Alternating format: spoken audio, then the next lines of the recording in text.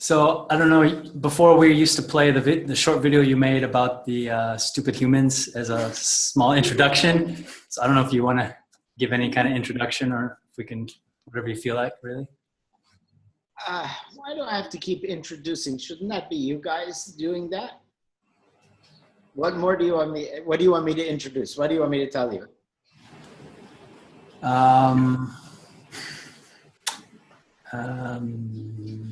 No, that's fair enough. If you keep doing the same thing again and again, well, that'd be a stupid human, right? Because you're treading water. You gotta get those introduction things done. I'm a very mean person, Susan. You might have noticed. Where are you from? I original from mainland of China. I was in Canada for 10 years, and I've been Calgary.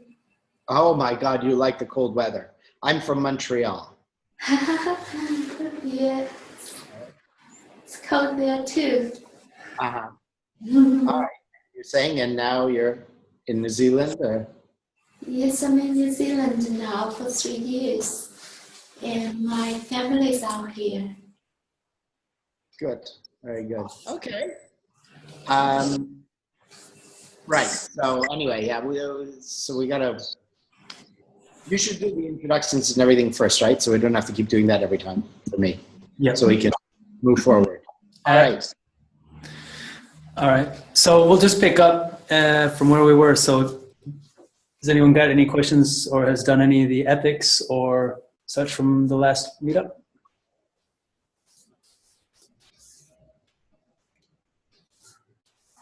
Okay. Love to have great participation. Right. So we can say that the work is like the 3 legs of a tripod, which are the All is Mind course, the layers of being, and the ethics. Okay? They're all a little bit different, but they all are interconnected. You need all 3 programs to reach the top of the pyramid. Pyramids, of course, have 4 legs. I'll have to come up with another program to make it a 4th. But for now, we've got these 3 programs, 3 courses. So you need to really want to progress with becoming more than just a normal human being and mastering your life. You need all 3 of these programs. So we can actually discuss in a way that makes sense without needing to go back into details and explaining what fragmentation means and buffers mean and so on. All right. So it would be much more interesting if everybody who wants to join the group would actually read or do all 3 programs so that we can progress on a deeper level. All right. So basically, a human being is born stupid, right? Well, like any human being is stupid when you're born, right? Because you don't know anything. And then you get taught all these things. You get taught your culture, your language, and all of the rest of it. So what happens when you are born and you are raised is that your brain is taught a way to function. So you are taught certain values, and those values are qualities of character as well. So there are things like an Arabic word called adab, which would need 1,000 words in English to explain, but essentially it's respect or correct conduct. It's knowing the right thing to do at the right time with humbling one's ego, meaning not being arrogant, meaning what is the right action? Like, for example, somebody's doing something for me, he screws it up just before he's going away on a nice weekend. Well, I don't say, hey, you screwed up on Friday morning, because that would ruin his weekend, right? So you respect that person and you just endure the screw up, and you wait until the Monday, till he's back at work, and then say, hey, you screwed up. Can you please fix it? All right? So that's respect. You subjugate your own ego, your own desires or needs for the sake of not harming another person. This is adab. Okay? So things like adab, respect, being able to think, being a responsible person, making sure you did things correctly if another person is depending on you, making sure that you are thinking about your actions, being reliable, being responsible, acting with integrity. All of these things you're taught. They're not innate. You're taught all these things. And in most cultures and the way the world is going, nobody's taught these things anymore. So for people who are raised with these, yeah? Just when you say that, can you hear me? Yeah, I could hear him well, Andy. Leave it where it was. So when you say that we learn, like you're taught with like how you behave and your integrity and that, like, do you mean like you observe things and then you kind of conclude that that's how to behave, or that's how you... Your parents tell you what's right and wrong. I'm talking about when you're a baby, yeah, and your parents are saying this is the way to treat things. Like Indians, you know, my mother from India, or Susan will understand, or Sham will understand. I don't know about your culture, but any adult, when you're a child, you call auntie or uncle. Yeah. Right? So you don't refer to anybody by first name. You know? So this is something you're taught when you're a child. You would never have figured that out. Yeah. You're taught to respect your elders in that way. So it's things like that. You know? You would not know to do that. Like, for example, always be on time. Always be there for your meetings. Always do what you say you're going to do. You won't figure that out on your own. You have to be told that this is the right way to be. Yeah. So you're formed into something the way you're brought up. Now, that thing that you're formed into is going to then interact with the world as you grow up. And you become a young adult, and then you become an adult, and you're at work, and you're dealing with people. It's going to look at other people, and it's going to compare itself to other people. And it's going to say, I'm right or I'm wrong, I'm good or I'm bad in relation to other people. And that's why your self-esteem is... Shall we wait for somebody is coming in? Not sure. Yeah, I think so. Possibly.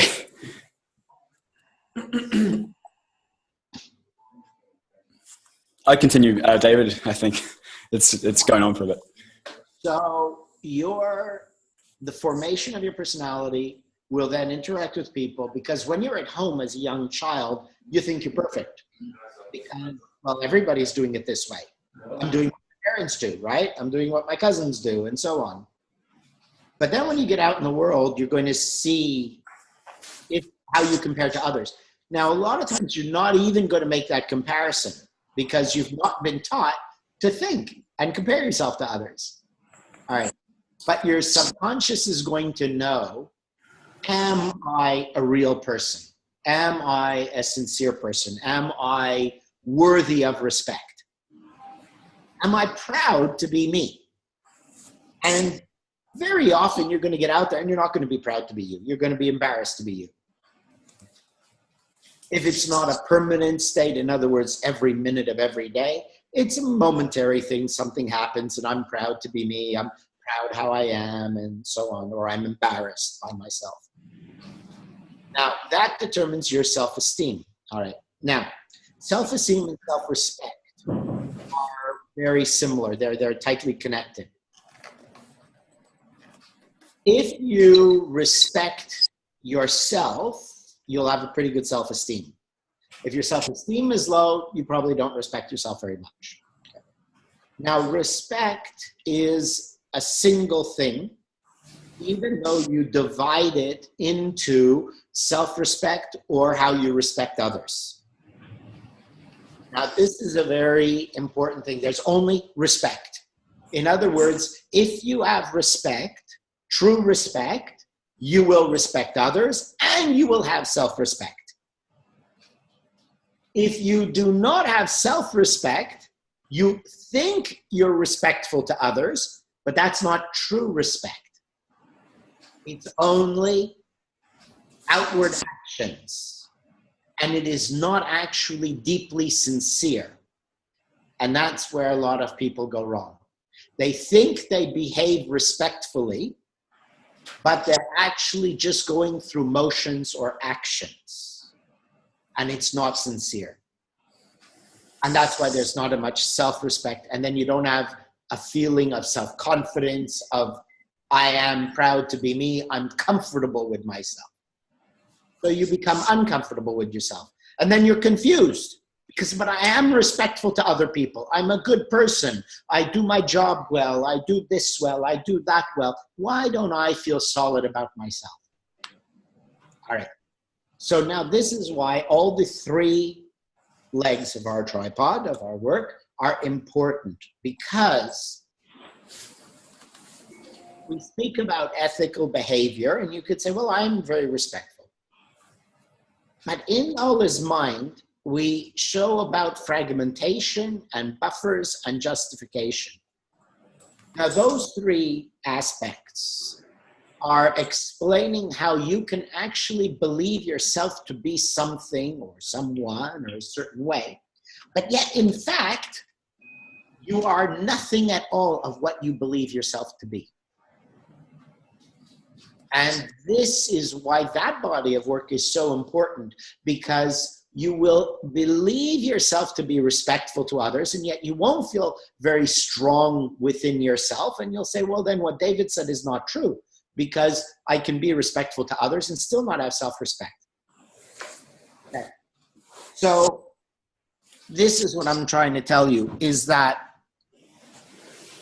they are one and the same. And when you are being respectful, it is only the outward actions. That is not respect. True respect is something that comes automatically and naturally without even thinking. When you have within you the quality of true respect, you can actually do things which are considered disrespectful, but it wouldn't be disrespectful. And I'll tell you a little story.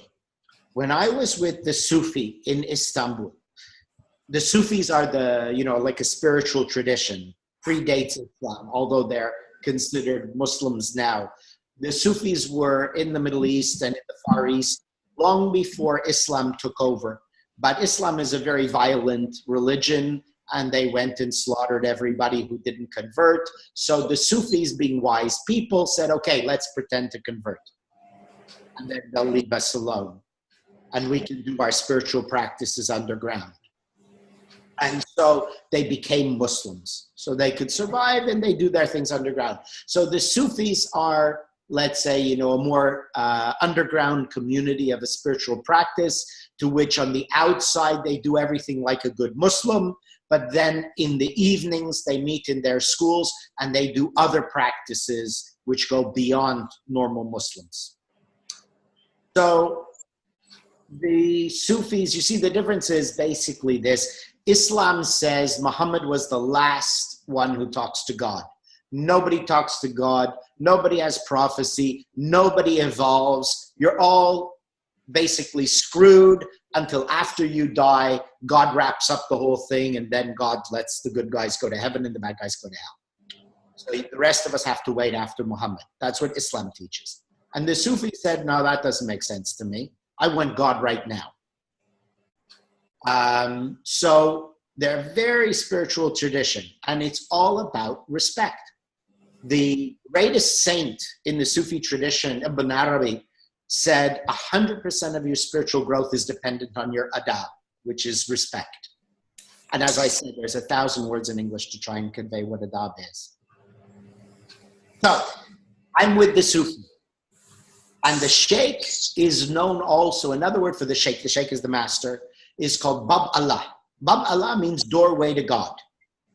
And when you become a Sufi, the initiation is called taking hand. So you take the hand of the sheikh, and the sheikh takes your hand and leads you to God. Okay? You're getting the idea of how important the sheikh is. And I was sitting there with maybe 300 people, 400 people in the room, 100 people, whatever, it's crowded. And it's in the same house. This particular order is for 450 years in the same house that was the original house used as the school when this order began. So we're all sitting there in this house, all crowded together. And I'm assigned one teacher who's also translating for me, and I have to pee. So I need to get up. And I start to get up, and he pulls me down. He says, "Where are you going?" I said, "I have to go to the toilet." He says, "You do not get up until the sheikh gets up. Nobody move until the master gets up and leaves the room." Very big on respect. It's amazing. So one of the things the sheikh likes to do, Sefer Effendi was his name, is he gives out little gifts. A chocolate bar, a candy bar, a cigarette, something he just throws out to people sitting on the floor, you know, while he's there, is a gift. And this is considered like a gift from God because you view him like a God, right? Or as a doorway to God. So my name in Arabic is Dawood. So he takes a cigarette, "Dawood?" And I said, "No, thank you," because I don't smoke. But I just said, "No, thank you." And you've never seen 400 people go, all I did is, I just refused a gift from God. Oh, the world's coming to an end. What is this shit going to do to him? Strike with lightning? Nothing. Okay. And I didn't realize this thing of it's like a gift from God. And afterwards, my translator said, "How can you do that?" "I don't smoke." "Why do you want a cigarette for? I don't smoke." "Let him give it to someone who smokes." He says, "You take it and then you give it to someone who smokes afterwards, but you never refuse." This is the biggest insult. I should have been kicked out there on the spot, never to be returned. But nothing happened. The sheikh accepted. Now, every single time after that, the sheikh would always, when he's handing out cigarettes, he would say, "Dawood, oh, no smoke." He made a joke of it. I did something that for 450 years has never been done in that house. And he made a joke of it. And he accepted it. And you know what? When we eat the meal, because you're there for hours and hours and we all have dinner together, and there's tables, round tables, like 8 people or 10 people at a table, and there's many tables throughout the house, you know? He would always have me, the sheikh would always have me sit right beside him. Always. He'd always make sure that I would sit beside him. And so what is it? Because he knew, or I'm told, because I couldn't speak to him, we didn't have the same language, that he knew I had respect for him. And it's the respect that matters, not the action. So even though my action was severely faux pas to say the least, severely rude and disrespectful and absolutely grounds for banishment, not only did it not faze him in any negative way, but he used it and made a joke and got even closer. Okay. So you see, my point is that respect is in your heart. It's not in your outward actions.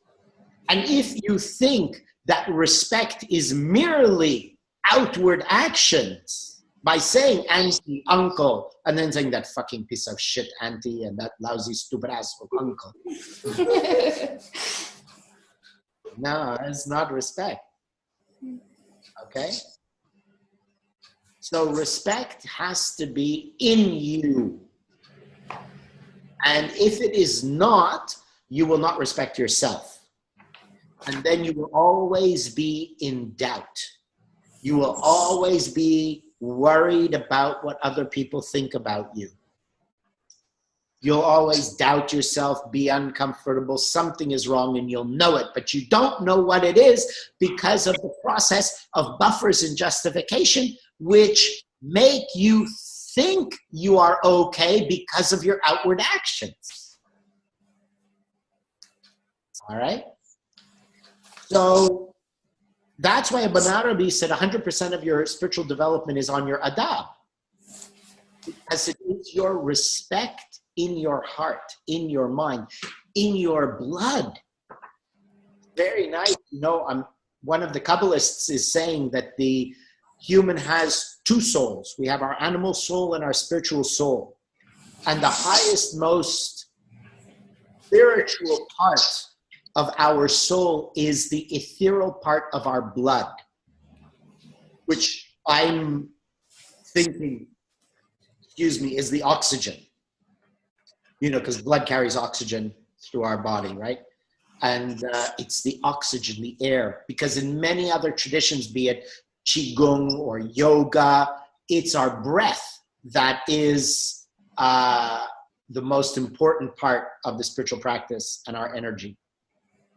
So the most spiritual part of your life is your adab, which is in your blood. It's the ethereal part of your blood. Okay. So the three things that we have developed for you are to give you the potential to develop that quality of respect in your blood. Make that clear. Now, if you want to have a very perfect life in the sense of strength of character, self-confidence, comfort with yourself, which then will translate to successful relationship, which means better business, better job, better friends. This is the key. This kind of respect within your own heart and mind that is not just surface and false or outward action. Okay? So to develop that, you need these three programs to all work together. All right. Now, okay, do you have any questions or something so far?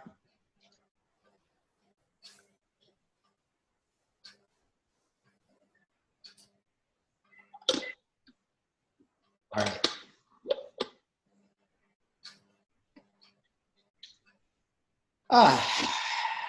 Okay, well, respect now then. You cannot respect anyone if you do not respect yourself.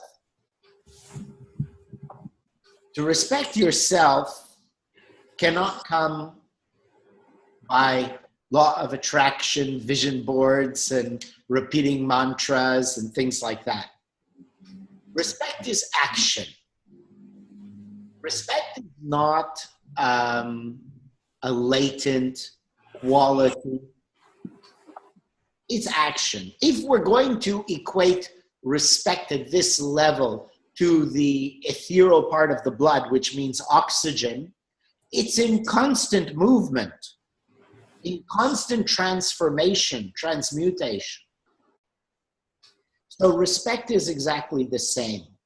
Now, if you want that quality of respect, you have to constantly, at every moment, with every breath, be doing something in action to cultivate this quality of respect within your being. So in other words, if you want this quality of respect without taking action, you will never get it, because that soul, the spiritual soul, realizes it's not going to happen if I'm not doing anything to make it happen. And if I have not been raised with it and it is not part of me, which it very rarely is in any human being, I've got to do this myself. And that's going to take a lot of effort. Yes.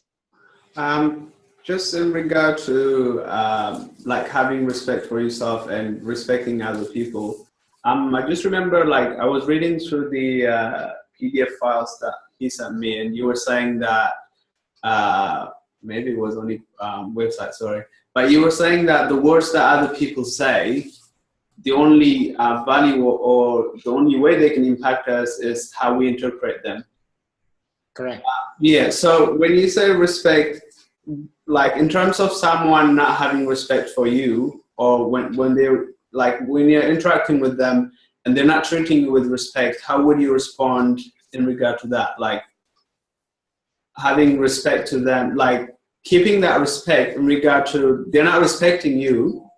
So how would you handle the situation? Okay, it's a very, very good point. Now, when you have self-respect, you don't need anyone to respect you. This is where things go wrong, is the only reason you need someone to treat you with respect is because you don't respect yourself enough. When you see like me, anything anyone does, they curse me, they yell at me, they treat me like shit, they ignore me, doesn't faze me at all. I don't ever get affected by that because I have self-respect. I know who I am. So since I do not need someone to respect me, then I see everybody's actions as coming from their mental and emotional state. Right? What is it? You whisper, whisper. I can hear you whisper. David, we have a warning to say that that the meeting will end in 10 minutes because we're not on the pro version. It's like the first time this has happened, so we're just checking that maybe someone else is connected without us realizing or something. I have no idea. So you figure that out, huh? Well, we're going to have to stop in about 8 minutes, and then we'll have to start up a new session. That's all. Let me answer Noir's question, and then we'll do that. Okay, thanks. All right.